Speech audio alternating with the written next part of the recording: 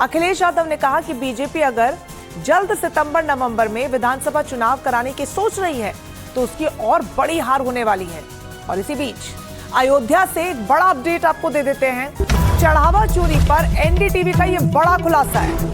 CCTV में कैद हुई चोरी की पूरी वारदात, सूत्रों के हवाले से बड़ी खबर सामने आ रही है। गिनती के दौरान रुपए चुराए गए, चोरी में गणना जो कर्मचारी कर रहे थे वही लोग इसमें शामिल हैं। जो सीसीटीवी फुटेज जिसको लेकर अभी तक तमाम तरीके के सवाल खड़े हो रहे थे कि बिना सीसीटीवी फुटेजेस के किस तरीके से जांच की जा रही है। तो फिलहाल सूत्रों के हवाले से जो बड़ी जानकारी सामने आ रही है वो ये कि सीसीटीवी फुटेज सामने आया है और उसी में कैद हुई है चोरी की ये पूरी वारदात।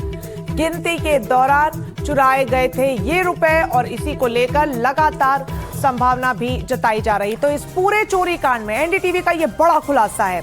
45 दिनों की सीसीटीवी जांच में ये बड़े सबूत हाथ लगे हैं। कपड़ों और मोजों में कैसे पैसे छिपाकर चोरी की गिनती के दौरान नोटों के ये बंडल चुराए जाते थे। 4 आरोपियों के घर से चोरी का कैश बरामद हुआ है। अनुकल्प मिश्रा, लवकुश के घर से कैश मिला है, भारी भरकम कैश। तो वहीं मनीष यादव, अविनाश के घर से भी कैश बरामद हुआ है।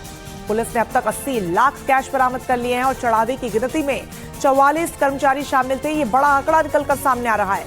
पुलिस ने अब तक 6 कर्मचारियों को गिरफ्तार भी कर लिया है और साथ ही अन्य गणना कर्मचारी भी अब पुलिस की रडार पर हैं। मतलब ये फहरिस्त यहीं खत्म होने वाली नहीं है। एक के बाद एक ये तमाम लोग पुलिस की कार्रवाई पर चढ़ेंगे और उनके रडार में रहेंगे। इस पूरी खबर पर ज्यादा जानकारी के साथ ग्राउंड जीरो से हमारे सहयोगी सिकता देव हमारे साथ जुड़ गई हैं। संवाददाता मुकेश सिंह सेंगर भी हमारे साथ जुड़ गए हैं। मुकेश, आज का दिन बहुत बड़ा है, लगातार जो कार्रवाइयां हो रही है, आज पुलिस भी पहुंची थी जेल और यहां पर अब क्या तस्वीरें निकलकर सामने आ रही है इस पूरे मामले में?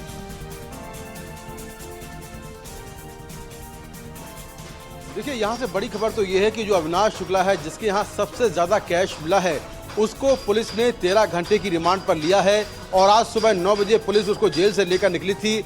अभी अयोध्या की पुलिस लाइन में है जहां पर उससे पूछताछ चल रही है। उससे एक बाइक की रिकवरी करनी है, इसके अलावा उसकी संपत्तियों के बारे में जानकारी हासिल करनी है। इसके साथ ही जो उसका भाई अमित शुक्ला है जिसका हाथों में नोट की गड्डियां लिए हुए एक फोटो वायरल हुआ है, उस फोटो के बारे में विस्तार से पूछताछ करनी है। इसीलिए अविनाश शुक्ला से पूछताछ हो रही है। वहीं जांच में ये बात सामने आई कि जो 8 आरोपी पकड़े गए हैं ये फरवरी के महीने या उससे पहले से मंदिर के अंदर दान चोरी कर रहे थे और जब कुंभ के दौरान इन्होंने सबसे ज़्यादा चोरी की है। और सभी आरोपियों का चोरी करते हुए जो सीसीटीवी फुटेज है वो अयोध्या पुलिस के पास है, जिसमें आरोपी किसी अलग अलग लोकेशन पर सीसीटीवी कैमरे में चोरी करते हुए कैद हुए हैं और वही पुलिस के पास सबसे बड़ा सबूत है। और यही सबूत पुलिस ट्रायल के दौरान कोर्ट में रखने वाली है कि आखिर कैसे अलग अलग लोकेशन पर काउंटिंग रूम में आरोपी पैसे गिनती के दौरान चोरी कर रहे थे। कभी आरोपी अपने मोजों में तो कभी अंडर गारमेंट्स में, कभी कपड़ों के अंदर। बहुत बड़ा खुलासा है और वो इसलिए भी कि तमाम और जो बड़े खुलासे हो रहे हैं। खुद चंपत राय ने बोला कि कैसे भर्तियां हुई हैं बिना किसी आईडी कार्ड के हुई है। सिर्फ आपका स्केड्यूल शीट यानी कि जो ड्यूटी शीट है वो लेकर चले जाते थे अंदर। तो इस तरीके की घटनाएं तो होनी है क्योंकि कोई पहचान पत्र तो है नहीं।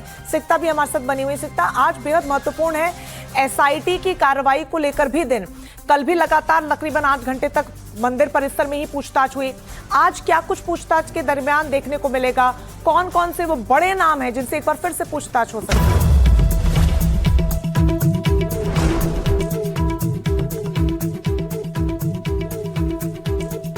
गबन हुआ, ये जो चोरी हुई है कब से हो रही थी, जैसे कि हम लगातार कह रहे हैं और ये जानकारी ये अब सार्वजनिक है कि जो सीसीटीवी फुटेज है वो 45 दिनों के बाद जो है वो डिलीट हो जाता है।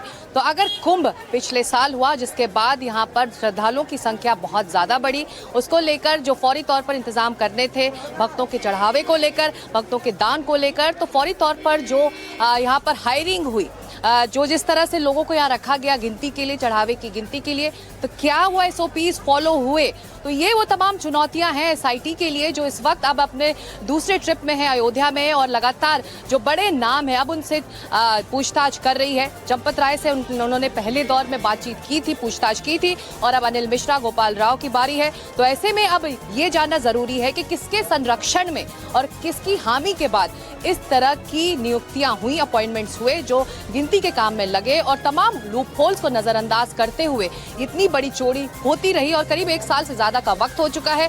कितनी चोरी हुई, कितना चढ़ावा गायब हो गया, इसका अंदाजा लगाना इस वक्त एसआईटी के लिए भी बड़ी चुनौती, बड़ा चैलेंज बना हुआ है रंजना। तो ये एक चैलेंज रहेगा कि इन तमाम पूछताछ में और जिस तरह से परतें खुल रही हैं उसमें से ये जानकारी निकाल पाना कि आखिर ये कितना बड़ा नेटवर्क रहा और इन पैसों का कहां किस तरह से उसे बाईपास किया गया और आगे बढ़ाया गया, क्या रियल एस्टेट में लगा, संपत्ति में लगा।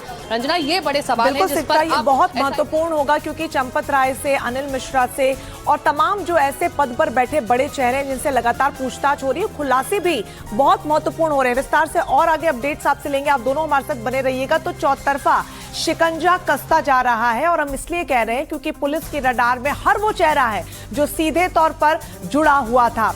अनिल मिश्रा, गोपाल राव से पूछताछ हुई थी और आज फिर से पूछताछ होगी।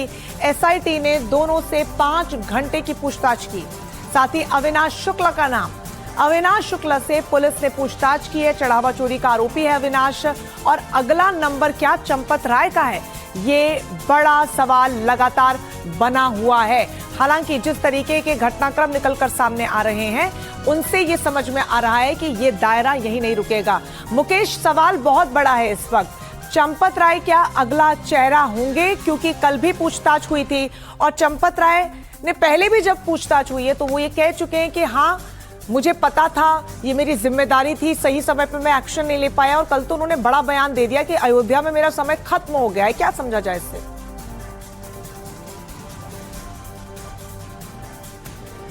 देखिए, ये तय है कि चंपत राय ने इस्तीफा तो पहले ही दे दिया है, और जो 6 तारीख को ट्रस्ट की मीटिंग होने वाली है उसमें उनका इस्तीफा मंजूर हो जाएगा।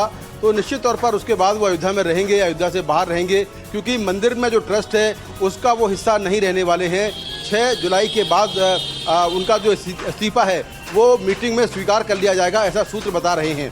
तो उसके बाद वो अयोध्या से वापस कहीं और जाकर रहेंगे, ये देखना होगा। लेकिन चूंकि जो मंदिर में सारी व्यवस्थाएं हैं वो उन्हीं की कंट्रोल में थी, और अब तक की जांच में साफ हुआ है कि फरवरी के महीने से या उससे पहले से मंदिर परिसर के अंदर लगातार चोरियां हो रही थी, जिसकी जानकारी चंपत राय को पहले से लग गई थी। उनके अलावा जो मंदिर परिसर में जो बाकी ट्रस्ट के लोग हैं उनको भी इस बात की जानकारी थी, और छिटपुट मामले लगातार सामने आ रहे थे। उसके बाद आरोप यह है कि वो लगातार आंख बंद करके बैठे रहे, उनकी नाक के नीचे लगातार चोरियां होती रहीं, और करोड़ों रुपए आरोपी जो है दान के वहां से चुरा ले गए, कुछ गहने भी वहां से चुरा ले गए, और उसमें तुरंत कार्रवाई नहीं हुई। दूसरा उन पर एलिगेशन ये है कि पुलिस में जो कंप्लेन दी गई वो कंप्लेन दर्ज कराने में बहुत देरी की है। बिल्कुल तो मुकेश, ट्रस्ट जिसके ऊपर ये बड़ी जिम्मेदारी होती है, अंदरूनी लोग ट्रस्ट के भीतर ही इस तरीके से गड़बड़ियां करते रहे तो सबसे बड़ा पद जो है उस पर बैठा व्यक्ति, उस पर से तो सवाल होगा ही। आप बने रहिएगा हमारे